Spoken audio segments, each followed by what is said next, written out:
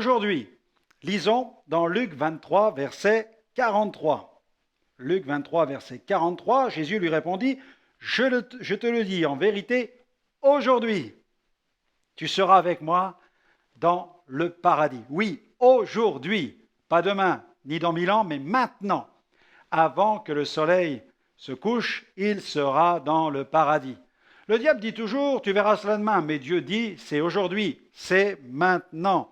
La Bible déclare dans l'Épître aux Hébreux, chapitre 4, verset 7, Dieu fixe de nouveau un jour, aujourd'hui, en disant, dans David, si longtemps après, comme il est dit plus haut, aujourd'hui, si vous entendez sa voix, n'endurcissez pas vos cœurs. Dans la deuxième épître adressée aux chrétiens de Corinthe, Paul rappelle ce qui est écrit dans l'Ancienne Alliance. 2 Corinthiens, chapitre 6, verset 2, car il est dit, au temps favorable, je t'ai exaucé, au jour du salut, je t'ai secouru, voici maintenant le temps favorable, voici maintenant le jour du salut. Amen. C'est aujourd'hui qu'il faut se décider, pas demain. Qui peut prétendre que demain il sera encore de ce monde, qu'il aura l'opportunité de se décider pour Jésus? Je me souviens de ce jeune homme, Francis, qui, au tout début de notre conversion, venait le matin pour écouter la parole de Dieu à la maison. C'était un garçon très intelligent, mais déçu par la société. Il avait décidé de rejeter tout en bloc. Il vivait à quelques pas de chez nous, dans un squat. Il consommait de l'alcool et de la drogue. Et pendant plusieurs mois, ma mère lui a parlé du Seigneur, l'exhortant à se tourner vers le Christ. Mais il remettait toujours à plus tard. Un matin, il a annoncé à ma mère qu'il partait dans l'après-midi pour Amsterdam, car il prévoyait d'y acheter de la drogue à bon marché.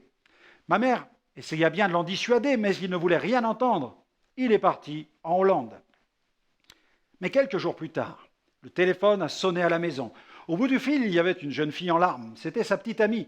Elle nous apprenait que Francis avait fait une overdose et qu'il venait de terminer sa vie sur un trottoir de la capitale hollandaise.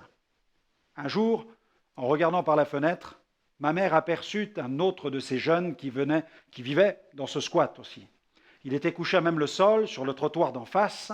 Sa petite amie était assise à côté de lui, plutôt désemparée. Rapidement, ma mère sortit de la maison, elle a traversé la rue pour aller voir ce qui se passait. Ma mère l'a reconnu. Ce jeune homme avait l'habitude de venir le matin avec Francis pour écouter la lecture de la parole de Dieu.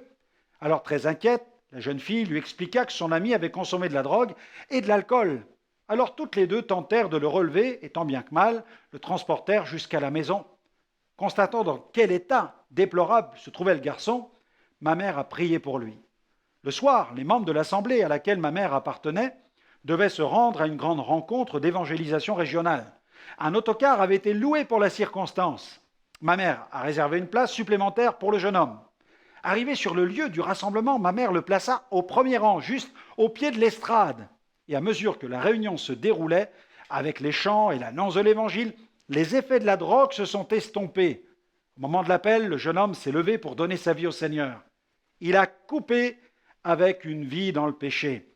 Ce soir-là, il fut délivré du tabac, de la drogue, de l'alcool, pardonné de ses péchés et rempli du Saint-Esprit.